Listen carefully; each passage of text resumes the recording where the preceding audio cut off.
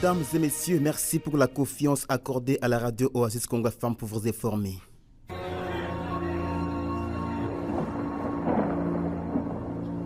Oasis, la météo. Voici comment se présentent les bulletins météo pour ce samedi 26 octobre 2024 en ville de Béni.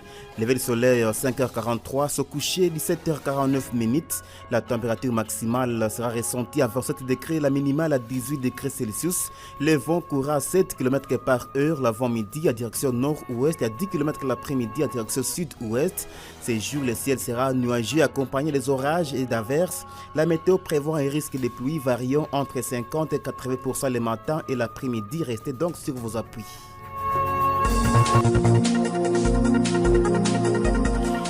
Au sommaire de cette édition de formation, demander les permis de conduire et autres pièces à un conducteur d'un engin roulant ne constitue pas une tracasserie. C'est ce qu'a dit Socrate Kaindo, chargé des techniques au sein de la CNPR au Nord Kivu. C'était à son arrivée en ville de Béni ce vendredi où il conduit une délégation qui est dans une mission de faire un état des lieux des routes. Les réactions s'enregistrent toujours au sujet d'une probable révision de la constitution de la RDC. La société civile coordination urbaine de Béni estime que la priorité c'est d'abord libérer toutes les zones sous occupation des rebelles du 1-23 et travailler sur la vie des Congolais. Les ADF ont tué 2 personnes au village Ndalia, entité située dans le territoire de Roumo, province de Ituri, jeudi 24 octobre. Outre des morts, 3 personnes, 3 autres civils ont été enlevés par des assaillants et restés encore introuvables. C'est tout pour les sommaires, mesdames et messieurs. Bienvenue au détail. Jeune, ton avenir est plein d'espoir. Mais une seconde de plaisir sexuel peut le gâcher à jamais. Sois sage. Ce journal est mis en onde par Shadrach Mbafmoudja, Jires Kassongo au micro. Les conducteurs des engins roulants doivent être flexibles lorsqu'un agent de sécurité routière leur demande des pièces, notamment les permis de conduire et autres, car cela ne constitue pas une tracasserie. C'est ce qu'a dit Socrate Kaindo Kalimbiro, chargé de techniques au sein de la CNPR au Nord Kivu. Il l'a dit à son arrivée en ville de Béni où il conduit une délégation de la CNPR qui est dans une mission de faire un état des lieux des routes de la ville de Béni. Au cours de cette mission, la délégation procédera au contrôle de l'état des signalisations et l'implantation des panneaux de signalisation verticale sur certaines routes de la ville. On l'écoute ici au micro de Gédéo Mouhiwa, attaché de presse à la mairie de Béni. La priorité provinciale de la CNPR Nord Kivu est de dépêcher une délégation dans la ville de Butembo et Béni dans le cadre de l'état des lieux des routes du Nord Kivu. Normalement, on a commencé par Butembo. Butembo, on devrait évaluer la signalisation routière de Minez qui est là. C'est les choses qu'on a pu faire. Nous sommes ici à Béni dans le cadre d'un état des lieux de nos routes, voir comment la signalisation se comporte et renforcer dans les jours à venir, mais aussi implanter quelques panneaux de signalisation routière verticale dans certains coins de la ville de Béni. Si un conducteur ou bien d'un vélo ou bien un chauffeur peut dire qu'il a été tracassé, même demander les documents de bord et c'est tracassé, nous devons être habitués à ce civisme routier, je pense. Un agent qualifié te dit arrêtez-vous monsieur, présentez-moi tes documents. Nous devons présenter la flexibilité quand même de montrer les documents de bord parce que c'est un agent qui t'a demandé, à moins qu'il t'a demandé autre que ce qui est revêtu dans son mandat. Un agent la personne te demande de démontrer ces documents de bord. Tu dois être flexible de démontrer votre soit permis de conduire, autorisation de transport de biens, de personnes, ainsi de suite. Un agent qui de la CNPR te demande où est la fiche technique de surveillance de chargement. C'est normal. Il est dans sa mission, ce n'est pas une tracasserie. C'est question de s'habituer au civisme routier, savoir comment se comporter d'une manière à une autre, d'une personne à une autre. En santé, maux de tête, vomissements, troubles de la vision sont parmi les principaux signes de la maladie appelée hydrocéphalie. Cette maladie est causée par la malformation congénitale et la présence d'une tumeur au niveau du cerveau. C'est ce qu'a fait savoir Dr Michael Kakule Siwatirani, médecin traitant au centre hospitalier Emmanuel Dalzon lors d'un entretien accordé à la radio Oasis ce vendredi. C'était à l'occasion de la célébration de la journée mondiale de l'hydrocéphalie. Ces professionnels de la santé appellent la population à se diriger toujours dans une structure sanitaire en cas d'apparition des symptômes pour une prise en charge médicale. Suivez Dr Michael Kakule Siwatirani au micro de Djuria Mireille. L'hydrocéphalie, c'est une maladie ou une pathologie neurologique qui est caractérisée par un excès d'accumulation de liquide qu'on appelle les liquides céphalo-rachidiens ou cérébrospinal au niveau du cerveau. Et cette maladie peut toucher les enfants comme les adultes. Les causes peuvent être diverses. La première cause, c'est ce déséquilibre entre la production et l'absorption. La production peut être normale, mais il n'y a pas d'absorption. Ou bien deuxième cause, ça peut être l'existence d'une malformation qui fait qu'il y ait un obstacle à cette circulation-là. La troisième cause, ça peut être une présence d'une tumeur cérébrale qui comprime ou bien qui empêche la circulation de ces liquides. Alors, comme conséquence, il y aura des lésions ou bien des dommages au niveau du cerveau. Il y aura une pression excessive. On peut avoir des maux des personnes qui souffrent de l'hydrocéphalie, peut avoir aussi des vomissements. Il peut avoir aussi des troubles de la vision, peut aussi avoir des crises d'épilepsie. Il peut aussi avoir des troubles cognitifs. Mon message à ce jour, c'est dire à la population qu'il y a beaucoup de maladies que nous ne connaissons pas parce que peut-être nous sommes limités en termes de moyens. Mais l'hydrocéphalie, c'est une maladie qui, lorsqu'elle n'est pas soignée, elle peut avoir des conséquences graves et ça peut être un sujet de déstabilisation de la famille.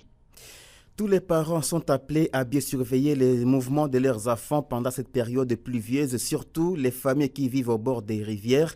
L'appel est de Kiro Augustin, un acteur de protection des droits de l'enfant en ville de Béni, dans une interview accordée à la radio Oasis ce vendredi. Celui-ci ajoute qu'actuellement, les enfants qui se donnent au ramassage des métaux sont en tout cas courent le grand risque. Suivez ici Kiro Augustin au micro de Sixte Kalumendo. Nous sommes dans une période pluvieuse, franchement c'est très compliqué. C'est pourquoi nous allons demander aux parents de bien surveiller leurs enfants, parce que si nous vivons au bord de l'eau, l'enfant risque d'aller jouer dans l'eau et de se noyer à notre issue. Ces enfants qui cherchent souvent des métaux, des vieilles ferrailles, vraiment nous devons les mettre à garde de ne pas aller les chercher là où il y a des cours d'eau. Nous sommes dans une période où certaines écoles n'ont pas encore ouvert et forçons-nous de bien garder nos enfants. Ces enfants sont nos trésors, nous ne voulons pas les perdre dans cette pluie. Et quand nous voyons que l'atmosphère change, que chaque parent ait cette idée d'aller chercher son enfant où il est en train de jouer et de bien le mettre sous ses bonnes gardes, voisé en un cours d'eau. Essayez de mettre une petite clôture qui nous sépare, nous et les eaux. Parce que des fois, il est en train de faire débordement et quand il y a débordement, on risque d'emporter, même l'eau risque d'emporter tout ce qu'il y a. Mais sinon, avec cet état que nous sommes en train de traverser aujourd'hui, nous risquerons de connaître beaucoup de pertes à vie humaine. Interdisons à nos enfants de jouer dans les eaux de ruissellement. Interdisons même aux petites filles d'aller faire la vaisselle dans les ruisseaux et les enfants aussi de faire la lessive là-bas. Vraiment, la vie est sacrée. Protégeons nos enfants et ils sont pour la communauté. Nous l'avons dit au sommaire, des réactions s'enregistrent toujours au sujet d'une probable révision de la constitution de la RDC. Pour la société civile et coordination urbaine de Béni qui s'est exprimée ce vendredi lors de l'entretien avec la radio Oasis, ce n'est pas le moment de modifier cette loi électorale. John Kambale, rapporteur de cette structure citoyenne, estime que la priorité c'est d'abord libérer toutes les zones sous occupation des rebelles du 123 RDF et travailler sur la vie des Congolais. On écoute ici au micro de Farah Jakato, John Kambale, qui appelle à une mobilisation de toutes les composantes de la société civile contre cette probable révision de la constitution de la RDC.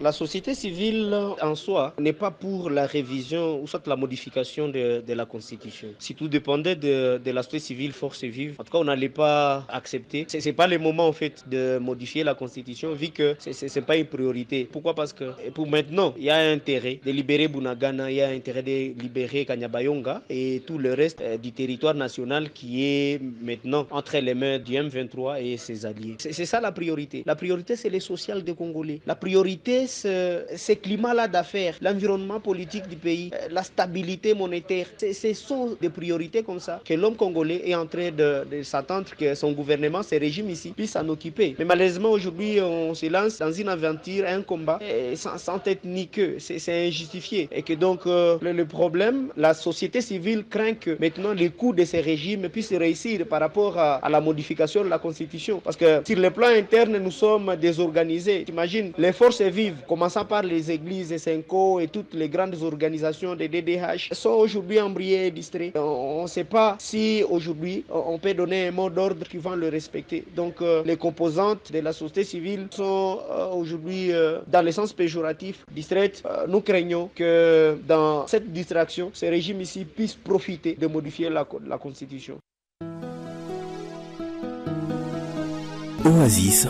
Vous informer, vous éduquer et vous divertir, tel est notre devoir sacré. Oasis. Les réalités de votre quotidien. Madame, Messieurs, autre chose à présent. Les enseignants de la ville de Butembo disent être prêts à suspendre leur mouvement de grève par 3 probables. Le premier probable, c'est la présence du listing original venant de la DINACOP Kinshasa. Deuxième probable, annuler les actions disciplinaires à leurs collègues. Et troisième, l'amélioration des conditions de vie de l'enseignant. Les professionnels de la grève l'ont dit ce jeudi 24 octobre 2024 dans une assemblée générale extraordinaire du SIECO tenue à Butembo. Nzangos Mouvissoa nous a dit plus.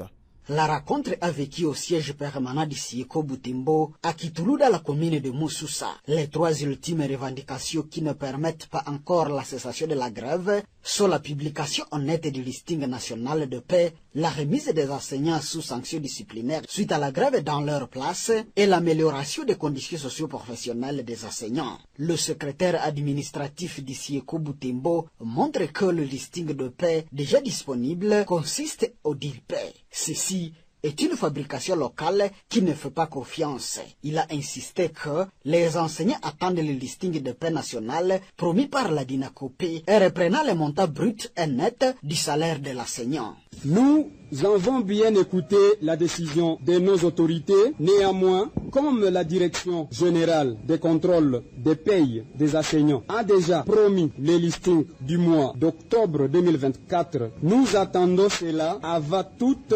reprise des cours. Pendant ce temps, les membres du SIECO Butembo disent être attentifs aux décisions déjà prises par les autorités par rapport à l'amélioration de la vie de l'enseignant. Ces décisions, parmi lesquelles la création d'une commission de suivi de la lutte enseignante, sont une marque de bonne volonté à répondre aux besoins de l'enseignant, encouragent les syndicalistes. Butembo, Nzankos Mouvissoa, Oasis Congo, Beni. Et pendant ces temps, le syndicat des enseignants des écoles primaires publiques de la province Nord Kivu vient de suspendre momentanément le mouvement de grève dès ce vendredi 25 octobre sur toute l'étendue de la province du Nord Kivu.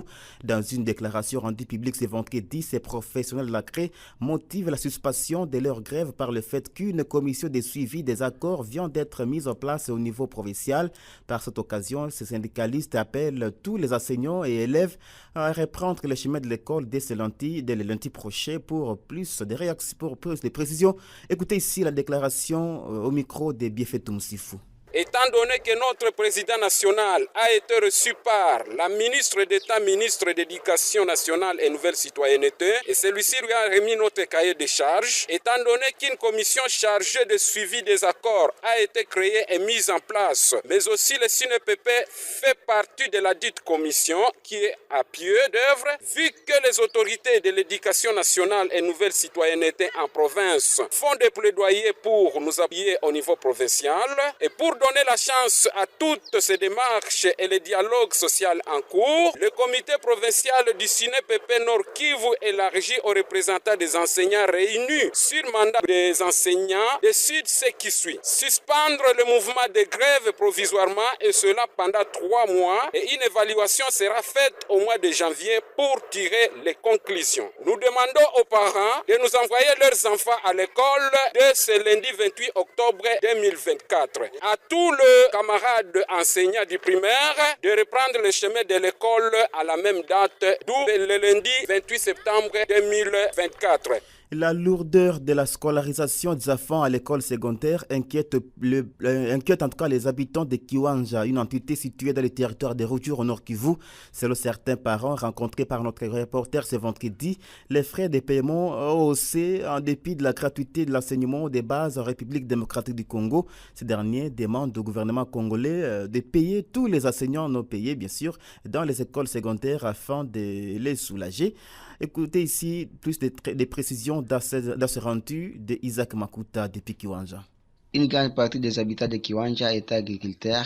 Les parents ayant même un enfant à l'école secondaire éprouvent des difficultés pour la scolarisation de cet enfant. Selon eux, actuellement, les frais scolaires à l'école secondaire ont haussé de $80 à $120 américains par an pour un élève du cycle d'orientation. Vu une faible production champêtre actuelle, il est difficile pour les parents de répondre aux exigences scolaires, ajoute-t-il. C'est comme expliquent ses parents. J'ai un enfant. Vraiment, il est difficile pour que je paye pour cet enfant. Pour cette saison, saison, il y a eu beaucoup de soleil. Vraiment, c'est très compliqué. Le maïs produit est à 1 mètre. Les haricots sèches n'étaient pas à maturité. À l'école primaire, il y a la gratuité, mais quand on paye à l'école secondaire, c'est comme si on nous fait payer ce dont on pourrait payer à l'école primaire. Vraiment, nous sommes obligés de laisser les enfants à la maison. Celui-ci demande au gouvernement congolais de payer tous les enseignants non payés dans les écoles secondaires afin de soulager les parents ayant les enfants à l'école secondaire.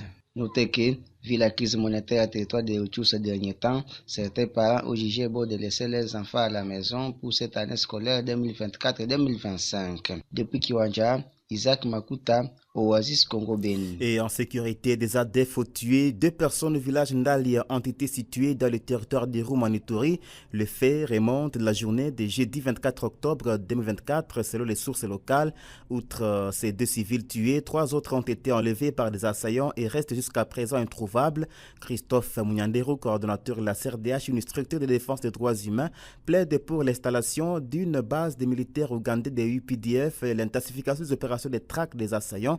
On l'écoute dans cet extrait sonore. La mort de ces 2 civils doit interpeller les autorités militaires pour voir comment mener des patrouilles et des combats dans la profondeur de la forêt se trouvant à l'est du village d'Endalia pour traquer ces terroristes ADF et tout cela qui se faut passer aux ADF, car savons très bien qu'il y a aussi de ces jeunes gens juste dans l'objectif de voler les produits champêtres et surtout les cacao qui se faut penser à des ADF et aussi à leur tour s'attaquer contre nos populations civiles et nous sommes surpris de voir jusqu'aujourd'hui que nous devons chaque fois compter des morts de nos compatriotes qui continuent à perdre leur vie et surtout c'est dans une zone où se déroulent les opérations conjointes et ces opérations Souja, phare de CUPDF. Et retenez aussi qu'il y a 3 personnes qui jusqu'à présent restent introuvables. La population veut voir l'installation des bases des UPDF dans l'axe Ndalia Maitatu juste pour épargner et éviter de tels dégâts où la population pourrait chaque fois perdre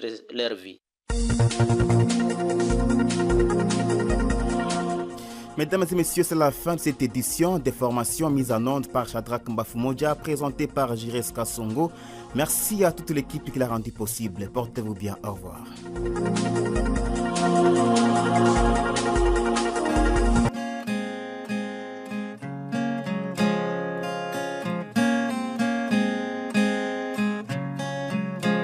Un tour dans différents marchés, les constats restent le même. Les produits destinés à la consommation humaine sont pour la plupart des cas sans date de péremption.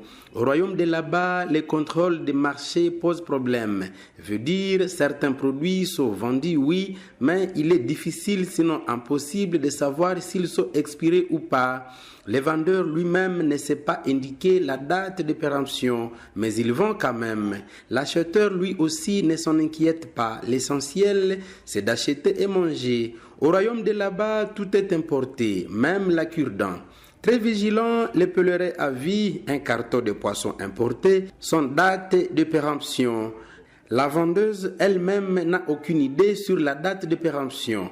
Des cargaisons ayant fait 6 mois en route avant d'arriver en destination, une fois en ville, les vendeurs récupèrent la marchandise, puis les revendeurs jusqu'au plus petit détaillant, et finalement dans la casserole du consommateur. Celles et ceux qui mangent en famille n'ont aucune idée sur la date de péremption. L'essentiel, c'est d'accéder aux protéines animales. Invité au repas, le pèlerin a voulu savoir la provenance des poissons avant de manger. Même les pères de famille ne connaissent pas. La cargaison a été contrôlée par quelle agence de contrôle et à quelle date? Personne ne peut répondre. La cargaison vient de passer combien de temps en ville dans des dépôts et entrepôts sans normes? Aucune réponse. Ah oui, madame, avant d'acheter, as-tu vérifié ne fût-ce que la date d'expiration? Oh non, monsieur le pèlerin, nous sommes au royaume de là-bas. Ces genres de questions n'ont pas de place ici. Prions pour les repas et mangeons.